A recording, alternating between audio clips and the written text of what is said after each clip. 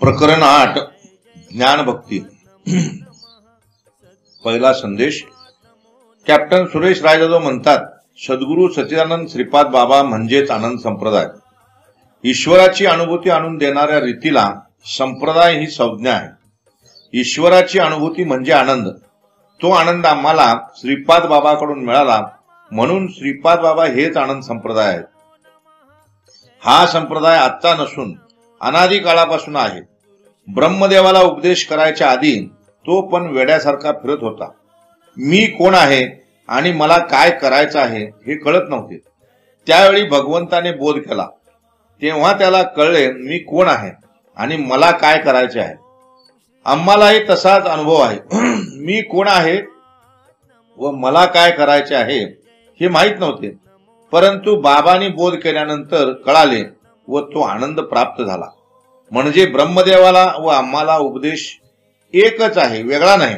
हा निश्चय पक्का आहे। ते अनादी कालापासून आहेत।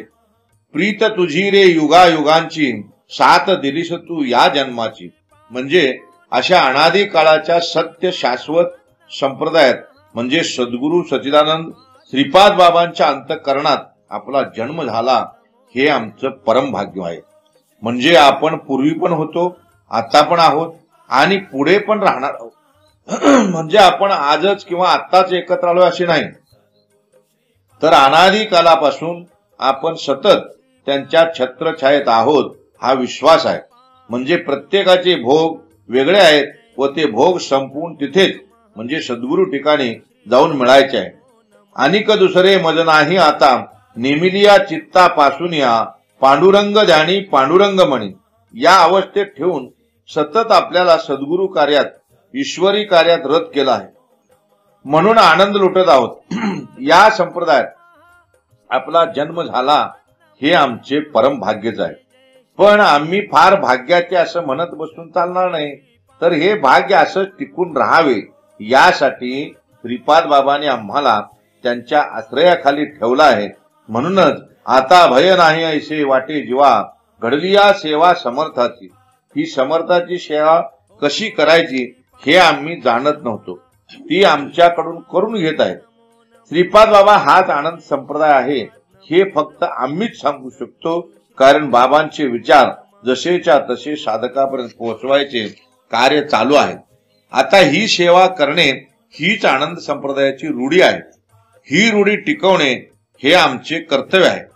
श्रीपाद बाबांनी कोणाकडून सेवा करून घेतली नाही, फक्त सेवाच केली। भगवंताने अवतार येऊन सेवाच केली, म्हणजे भगवंत आणि बाबा वेगळे नाही। हाच सेवाभाव जसाच्या तसा आमच्यामध्ये रुजवला आहे, म्हणून सतत या ईश्वरी सेवेत सद्गुरू सेवेत रत राहण्याचा प्रयत्न करत आहोत।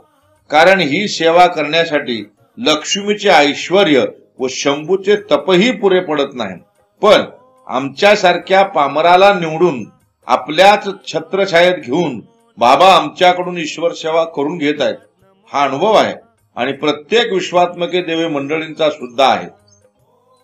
बाबा जसे कीर्तनकार वाटले नाहीत, मठाचे अधिकारी वाटले नाहीत, तसेच काम हिरो सारखं कसं करायचं व झिरो होऊन कसं राहायचं हे फारच साध्या व सोप्या पद्धतीने बाबाने आम्हाला दाखवले।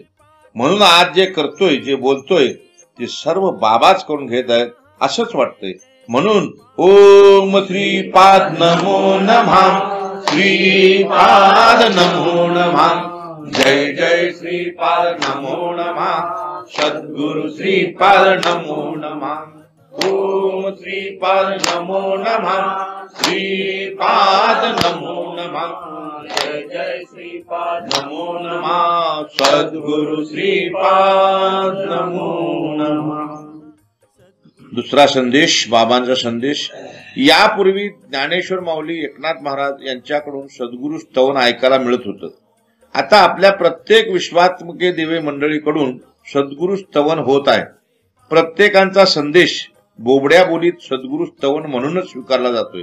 सद्गुरू स्तवन करण्यासाठी उच्च कोटीची परमार्थिक पातळीच गाठावी लागते।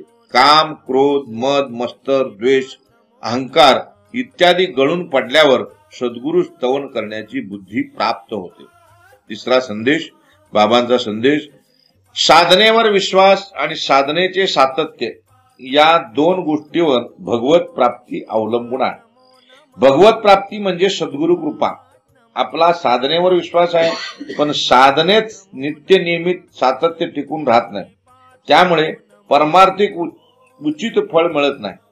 म्हणून सत्संग चुकवण्याची संधी शोधत असतो. सत्संगाचा लाभ मिळावा यासाठी कर्मयोग आचरावा. सत्संगाचा लाभ मिळणे हेच कर्मयोगाचे फळ आहे. कर्मयोग साधत नाही तोपर्यंत सत्संगाचा लाभ होत नाही. सत्संगाचा लाभ होतो तेव्हाच सद्गुरु स्तवनाची स्वाभाविक आवड निर्माण होते. कोणतरी म्हणत असेल, आम्ही घरी बसून सद्गुरु स्तवन करतो, त्याच्या या मताला काही किंमत नाही. सद्गुरु स्तवनाचे दोन प्रकार आहेत. सद्गुरूंचे कर्तृत्व स्तवन आणि सद्गुरूंचे स्वरूप स्तवन. तुम्ही संत मायबाप हा ग्रंथ सद्गुरु कर्तृत्व स्तवन यावर आधारित आहे व इतर बाकीचे निरूपण सद्गुरु स्वरूप स्तवन यावर आधारित आहे. दोन्ही प्रकारचे सद्गुरु स्तवन सत्संगात घडत असतं. त्यामुळे सत्संगातच सद्गुरु कृपा होत असते. साधकाच्या साधनेवर सद्गुरु कृपा झाल्याशिवाय साधकाला साधनेचे फळ मिळत नाही. झाड लावलं, कष्ट घेऊन झाड मोठं म्हणजे परिपक्व झालं, तरी त्याला फळ येण्यासाठी वसंत ऋतूचं आगमन झालं पाहिजे. साधकाच्या जीवनात सद्गुरूंचे आगमन म्हणजे परिपक्व झाडासाठी वसंत ऋतूचे आगमन आहे. सद्गुरु कृपेने साधनेचे फळ साधकाला प्राप्त होते. म्हणून रोज नित्य नियमित सद्गुरु भजनाचे सातत्य टिकून राहिलं पाहिजे, तरच जीवनात सद्गुरु आगमन होते. माऊलींनी सद्गुरूला वसंत ऋतूची उपमा दिली, पण पुढे त्यात न्यूनता दर्शवली. वसंत ऋतूच्या आगमनाने झाडाला फळे येतात हे बरोबर असलं तरी वसंत ऋतूच्या आगमनाच्या वेळी झाड परिपक्व असावे लागते. झाड अपरिपक्व म्हणजे लहान असेल तर ते फळ देत नाही. पण सद्गुरु साधकावर कृपा करताना साधकाची साधना परिपक्व झाली की नाही हे पाहत नाहीत. साधकाच्या जीवनात सद्गुरु आले तर अपरिपक्व साधना सुद्धा परिपक्व होते. बऱ्याच मंडळींनी माऊलींना, तुकारामांना, श्रीपाद बाबांना त्रास देण्याच्या निमित्ताने त्यांच्या जीवनात सद्गुरूंचे आगमन करून घेतले आणि त्यांचा सुद्धा उद्धार झाला. म्हणजे प्रत्येकाच्या जीवनात सद्गुरूंचे आगमन होणे किती महत्वाचे आहे पहा. देवाच्या आगमनासाठी, देवाला अवतार लावण्यासाठी अनेकाकडून अनेक प्रकारे प्रार्थना करावी लागते, तेव्हा देवाचे आगमन होते. पण संतांच्या आगमनासाठी कोणी प्रार्थना केली आहे का? ते न बोलवताच येतात. कारण बुडते हे जन न देखवी डोळा, त्यांच्या अंतःकरणातील कळवळात त्यांना घेऊन येतो. म्हणून म्हटले आहे, देव कृपण आणि संत उदार उदार. म्हणून म्हणतो, एखाद्या वेळी ब्रह्मप्राप्ती योग चुकला तरी चालेल, पण सत्संग चुकवू नका. चौथा संदेश, बाबांचा संदेश. मनावर अनंत जन्मात नको ते संस्कार झालेले असतात. मनावर माझं माझं म्हणून अनंत जन्मापासून संस्कार झालेले असतात. माझं म्हणून वापरलं जातं तेव्हा ती वस्तू होऊन राहते. वापरा आणि सोडून द्या या भूमिकेतून वापर होत असेल तर ते माध्यम म्हणून राहतं. मुंबई पासून पुणे, सातारा, कोल्हापूर, बेळगाव पुढे तसेच कन्याकुमारी पर्यंत रस्ता गेला आहे. त्यावरून तुमची दुचाकी, चारचाकी वाहने चालतात. ते वाहन तुमची वस्तू आहे. ज्या रस्त्यावरून तुमचं वाहन जातं ते माध्यम आहे. या माध्यमाचा तुम्हाला जेवढा आणि जिथपर्यंत वापर करायचा आहे तेवढा करायचा. वापरून झाल्यावर माध्यम सोडून द्यायचं असतं. याला यूज अँड लिव्ह म्हणतात. यूज अँड थ्रो नव्हे. वाहन तुमचे आहे पण रस्ता तुमचा नाही. फक्त माध्यम म्हणून वापरायला परवानगी आहे. माझा म्हणण्याचा अधिकार नाही. रस्ता या माध्यमाला माझी वस्तू समजून रस्त्यावर तुमचं वाहन आडवे करून बसलात तर काय होईल? बाकीची वाहने जाम होऊन दळणवळण थांबेल, गोंधळ होऊन अराजकता माजेल व काहीतरी विपरीत घडेल, पोलीस कारवाई होईल. म्हणून माध्यमांचा वापर माध्यम म्हणून झाला पाहिजे, वस्तू म्हणून नको. तसं शरीर हे ईश्वरापर्यंत जाण्यासाठी माध्यम आहे, शरीर ही वस्तू नाही. अज्ञानाने शरीर या माध्यमाला वस्तू ठरवून माझं माझं करत बसलो आहे. माध्यमाला आपण वस्तूचा दर्जा देऊन बसलोय. त्यामुळे फार मोठी विषमता निर्माण झाली आहे.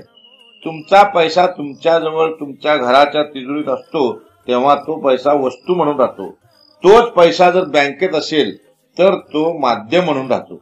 बँकेतला पैसा प्रभावित असतो, तो शुद्ध अर्थात व्हाईट म्हणून असतो, कारण तो चलनात असतो. कोणत्याही गरजू व्यक्तीला म्हणजे लोनच्या रूपाने देऊन बँक पैशाकडून काम करून घेत असते. त्यातून बँक कर्मचाऱ्यांना रोजगार मिळतो व गरजू लोकांची गरज भागते. म्हणून बँकेतला पैसा शुद्ध आणि व्हाईट म्हणून राहतो. आपल्या घरच्या तिजोरीत साठवून ठेवलेला पैसा इतर कोणाला वापरता येत नाही, म्हणून तो पैसा माध्यम म्हणून राहता वस्तू म्हणून राहतो. अशा तऱ्हेने 15% लोकांच्याकडे पैसा वस्तू म्हणून पडून आहे. त्यामुळे 85% लोकांकडे पैसाच येत नाही. त्यामुळे गरीब आणि श्रीमंत अशी फार मोठी दरी निर्माण झाली आहे. यालाच आर्थिक विषमता किंवा आर्थिक संकट म्हणतात. अशी आर्थिक विषमता निर्माण होते तेव्हा विपरीत परिणाम होऊन आर्थिक व्यवस्था फार कोलमडली जाते. अशा वेळी अर्थव्यवस्था सुधारण्यासाठी सुज्ञ सरकारला नोटबंदीचा पर्याय निवडून अर्थव्यवस्था सुरळीत करायची असते. या पर्यायात जनतेला थोडासा त्रास सहन करावा लागतो. मग पुढे आपोआप आर्थिक व्यवस्था सुधारून गरीब व श्रीमंत ही विषमता कमी होते किंवा नाहीशी होते. चेकने किंवा क्रेडिट कार्डने केलेले व्यवहार शुद्ध आणि निर्मळ असतात. रोखीने केलेले व्यवहार पारदर्शक नसतात. म्हणून कॅशलेस व्यवहार करण्यास सरकार प्रयत्नशील आहे.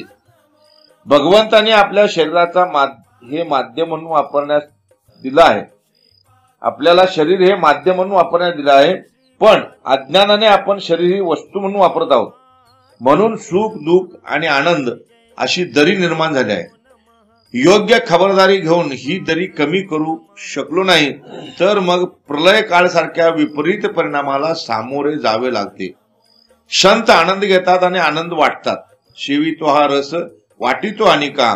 म्हणून माझे हे अनंत जन्माचे संस्कार बाद होण्यास सत्संग हे माध्यम आहे. सत्संग हा कोण्या एकट्या मालकीचा नाही किंवा ती वस्तू नाही. माझं असा अतिरेक होतो तेव्हा निसर्गाला माध्यम म्हणून ठेवण्यासाठी ईश्वराला प्रलय काळ घडवून आणावा लागतो. त्यासाठी संत सांगतात, जे घडतं त्याचा शुद्ध माणसाने आनंदाने स्वीकार करावा.